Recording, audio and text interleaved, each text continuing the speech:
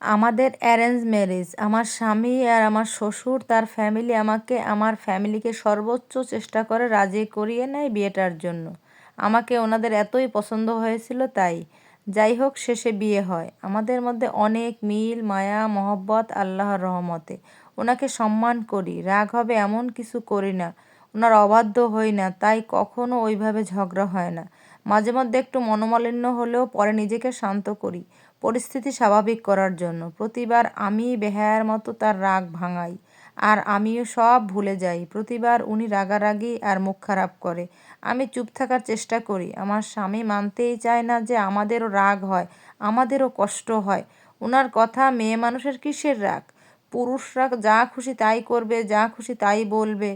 3 দিন আগের ঘটনা, খুব সামান্য একটা বিষয়ে উনি মাথা গরম করেন, পরে আমাকে ইতর, বেয়াদব আরও নানা কিছু বলে গালিগালাজ করে, পরে আমাকে গালি দেয়।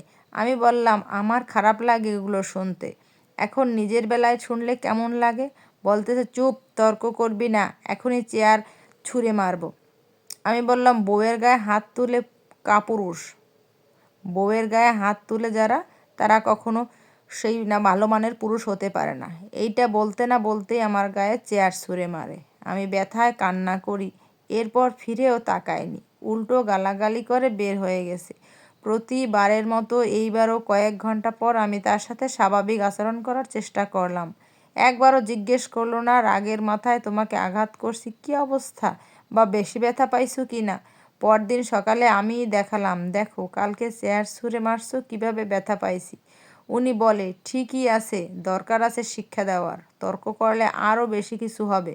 বললাম কেমন পুরুষ মানুষ, একটা বিষয়ে এভাবে মারলা, কখনো তোমার অবাধ্য হয়েছি, বেশি ভালো হয়ে চলি বলে এমন করতে পারলা।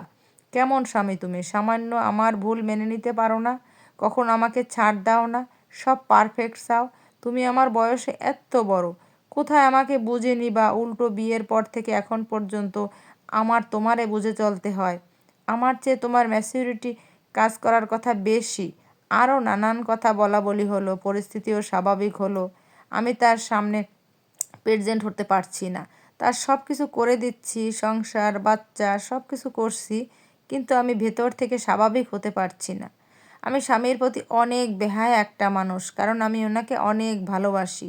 এর আগে এত কিছু হয়েছে, আমি সাথে সাথে সব ভুলে গেছি, কিন্তু এইবারের বিষয়টা আমি মন থেকে বাদ দিতে পারছি না। আমি বাসার মধ্যে স্বামীর সাথে অনেক চঞ্চল, হাস্যমুখ আর বাচাল টাইপের মেয়ে, সেখানে আমি একদম গম্ভীর হয়ে রইলাম। ওনার দিকে তাকাতেও ইচ্ছা করছে না, উনি সামনে থাকলে নিজেকে আড়াল করে রাখতে ইচ্ছে করে। ওনার স্পর্শও ভালো লাগছে না। আমাকে এত আদর ভালোবাসা রাখছে যে তার এমন আচরণে আমি এটা ছিল একটা আপুর বাস্তব জীবনের গল্প। গল্পটা কেমন লাগলো প্লিজ একটু কমেন্ট করে জানাবেন।